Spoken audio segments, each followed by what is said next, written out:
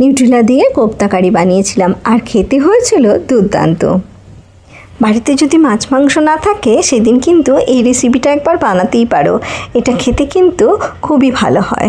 এটা বানানোর জন্য লাগবে আমার নিউট্রেলা বা সয়াবিন যেটাকে বলা হয়, সেই সয়াবিন বড়িটা। আমি জল বসিয়ে দিয়েছিলাম, জলটা ভালো করে ফুটে যাওয়ার পর এতে আমি দিয়ে দিলাম সয়াবিন বা নিউট্রেলাটা। এটা দেওয়ার পর এটাকে একটু সেদ্ধ করে নিতে হবে। তার জন্য আমি 7 থেকে 8 মিনিট এটাকে ভালো করে ফুটিয়ে নেবো। ভালো করে ফুটানোর পর দেখবে এটা কিন্তু সেদ্ধ হয়ে গেছে, দেখো। আর এটা কিন্তু খুব ভালো করে ধুয়ে নিতে হবে।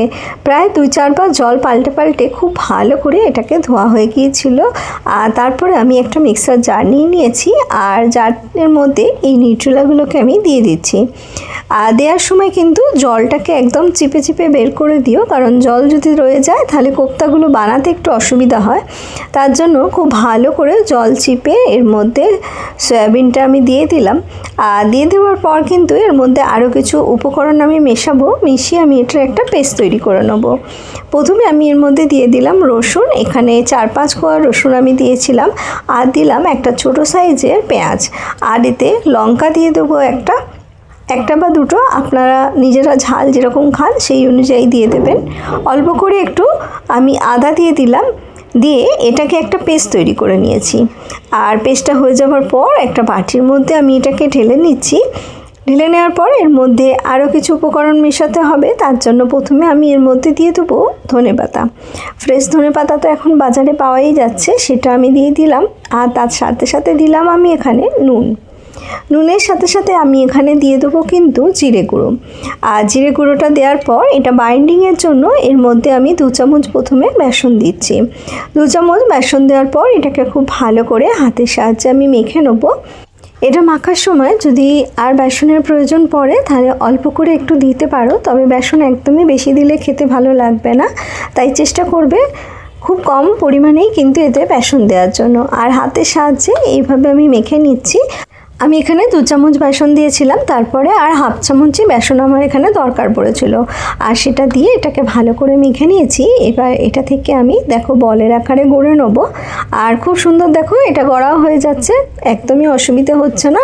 এইভাবে বলের মতন করে আমি এগুলোকে তৈরি করে নিচ্ছি। আর ততক্ষণে আমি তেল বসিয়ে দেবো গ্যাসের মধ্যে। আমি এটা সাদা তেলে করব, তার জন্য আমি তেলটা বসিয়ে দিয়েছিলাম। আর তেলটা কিন্তু খুব ভালো করে গরম করে নিতে হবে। খুব ভালো করে যখন গরম হয়ে যাবে তখন গ্যাসের ফ্লেমটা মিডিয়ামে রেখে আমি একটা একটা করে কোপ্তা এর মধ্যে দিয়ে দেবো।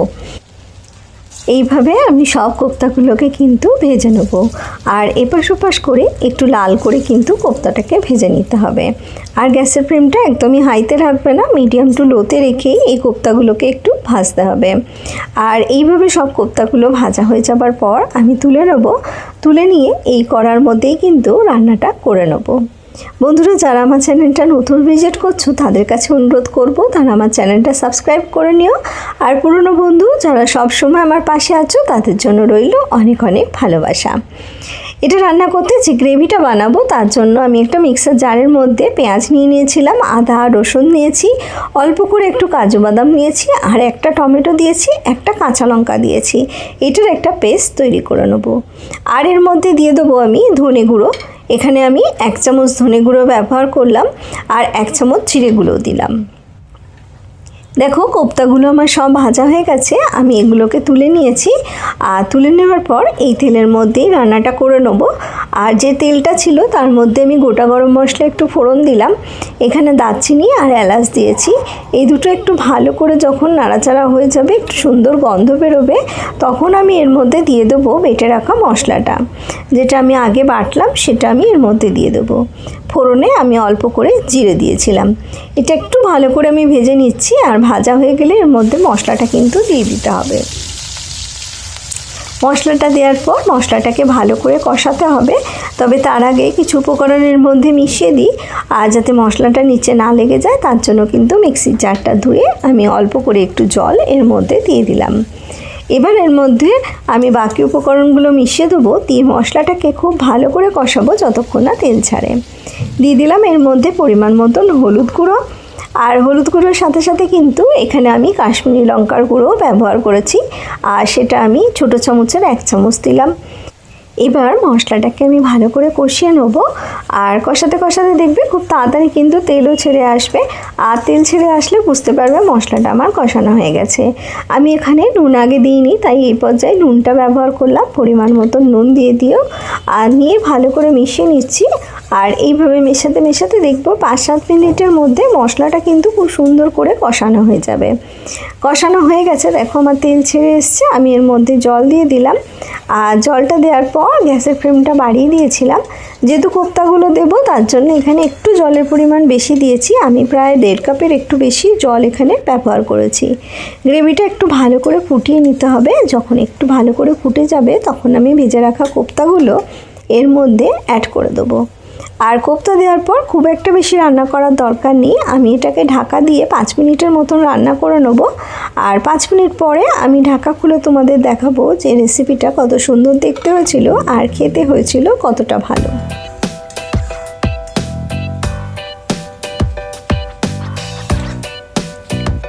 দেখো আমি ঢাকা খুলে নিয়েছি আর এর মধ্যে অল্প করে একটু ঘি দিয়ে দিলাম। দিয়ে একটু নেড়ে নেবো। আর নেড়ে নিয়ে আমি কিন্তু এটাকে নামিয়ে নেবো।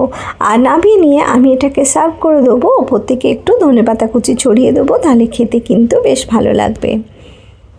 দেখে বুঝতে পারছো যে রেসিপিটা কতটা ভালো হয়েছিল। একটু অন্যরকম রেসিপি তোমাদের সঙ্গে আমি শেয়ার করলাম। আশা করি তোমাদের ভালো লেগেছে। আর যদি ভালো লেগে থাকে তাহলে অবশ্যই কিন্তু একটা লাইক করে দিও। আর কমেন্ট করতে কিন্তু একদম ভুলো না। তোমাদের কমেন্ট আমাকে উৎসাহ দেয় নতুন রেসিপি বানাতে, তাই কমেন্ট করতে একদম ভুলো না। এরকমই নতুন রেসিপি তোমরা যদি দেখতে চাও তাহলে আমার চ্যানেলটাকে সাবস্ক্রাইব করে নিও। সাবস্ক্রাইব করে আমার পাশে থেকো। আমি আবারও চলে আসবো এরকমই নতুন কোনো রেসিপি নিয়ে তোমাদের সামনে। তোমরা ভালো থেকো আর সুস্থ থেকো।